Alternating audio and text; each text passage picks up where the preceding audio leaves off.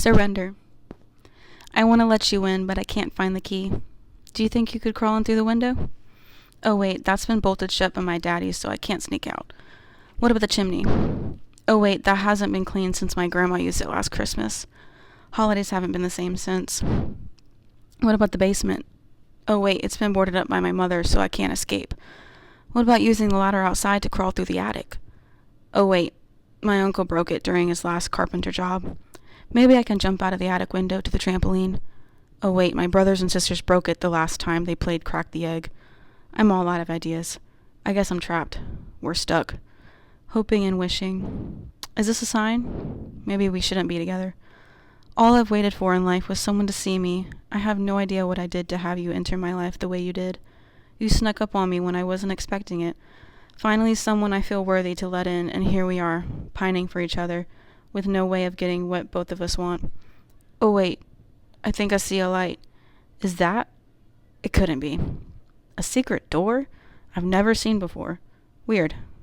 Maybe it's a sign after all. What's even weirder, it's not locked. And there's a note. If you are seeing this, it's time to crack open the door and see what the future awaits. Love, Grandma. Aw, I miss her so much. I guess she kept this hidden from me until I was ready to see it. Opens door. Silence. A random key. I found a key. I wonder if this will open the door. Turns lock. Opens door. Big bright white light shines through.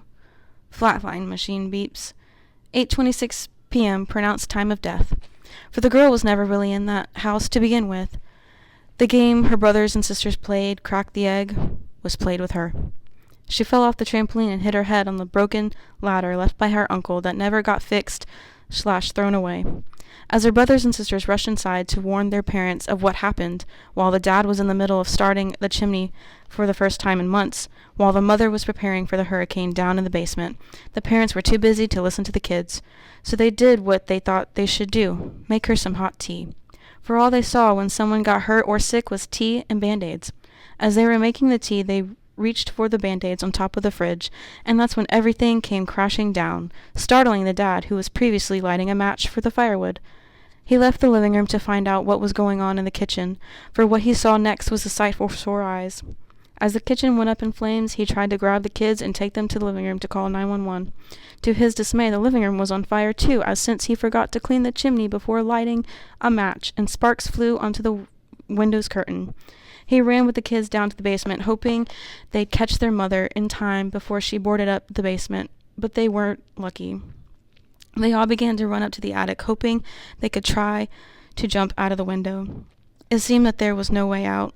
As they stand there coughing up smoke, the parents then notice their eldest daughter laying on the ground, on the broken ladder, unconscious. They try yelling to her, hoping she could wake up and call 911 to save them. Unknowingly, she needed saving herself. It wasn't until a random girl came up to her and saw the house on fire, called 911, came and rushed her to the hospital.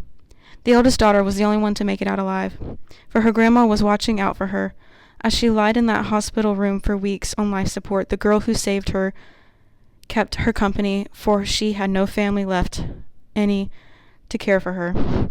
Another girl who stayed in the hospital too talked to her for hours, waiting for the day she'd wake up too, because she had no friends either. They became each other's best friends, even though one of them was unconscious. Soon there were other girls coming in to check on each other, and they became girlfriends.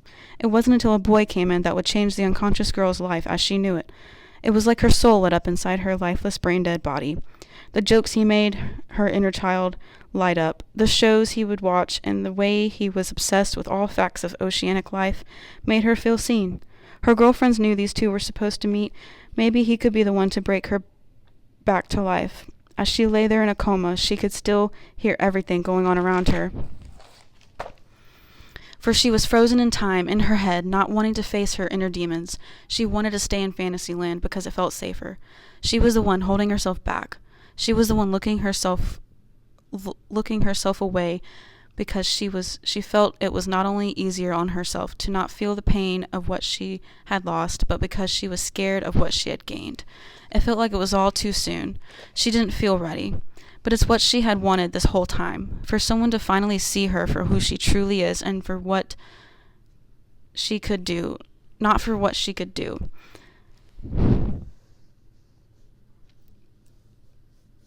Not for what someone could benefit from her. This too made the boy nervous because he felt he was finally seen as well, for he had his own closet of skeletons he didn't want to deal with. She was the first to see him without his big ego and to grow to love him, but even though it was divine timing for the two of them to meet, they still needed to acknowledge the crazy past these two had before meeting each other.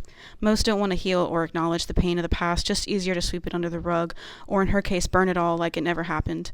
For she was like a phoenix rising from the ashes. The only thing stopping the two of them from being together is the shift their minds being cracked open to their hearts, something even scarier than a broken mind. As her mind was playing tricks on her, she was envisioning this happening in real time at her old family's house. She thought these two were dating. Unknowingly, she'd been in a coma this entire time. As she tried her hardest to wake up to her girlfriends and the boy who was her boyfriend, they were watching her brain activity spike and her heart monitor race. For she was truly ready to wake up from her fantasy land. She wanted the reality thing now. As she's searching for the made-up mind key to wake up from this 2-month-long dream, her grandmother, who passed, helps her out by placing a figurative key in her mind when she was ready to use it, ready to face her dark night of the soul. As she opened the locked door of her home, her mind, she was finally freed. The boy was the key the entire time, and he didn't even know it. As she lay there flatlining, her soul left her body briefly, only to come back with more wisdom than when she left. Turns out, her soul chose this life for a reason. Whatever reason that was, she'll never truly know, not until she has her last breath. But until then, she knows her story isn't over. It's only just beginning, for she had some lessons to learn about surrendering and letting go of the past. Forgiveness is something she's still learning to this day, not only for others but for herself. She blames herself for that night that her family died, as well as still not getting over the hurt of the other family members leaving her alone in the world. For she knows deep down she's not ever truly alone, but she holds onto the memories even if there aren't many great ones to hold on to. For now she embarks on this spiritual journey through finding her soul's purpose and where this boy and her girlfriends fit into it. Should she stay and try to live life together, or should she move away and start her life over, forgetting her past? Should she keep some of the memories, or would that kill her more than save her? Is the boy meant to be in her life forever, helping her to reach her highest, happiest self, or should she leave him too? She doesn't know if anyone is meant to stay in her life, or if she is meant to walk this journey alone. She doesn't know if she is meant to be happy or not. She feels guilty she can't bring her family with her. She feels quite lost, but she knows her only answer is to surrender. Surrender to divine timing, and just be her authentic self wholeheartedly. Be honest with herself as well as her girlfriends and the boy. See where she stands with them before she embarks on the world. She also will still ask for help and guidance from the other side if they are still willing to listen. She wants to let the boy in to see her ghosts hidden in the shadows, and she hopes he can let her in too to see his. Until then, the key will be lost until they are both ready to use it, for they both have a lot to think about. Sometimes in order to get what you need, you have to give up what you want and surrender. For in order to heal, you have to give up everything weighing you down.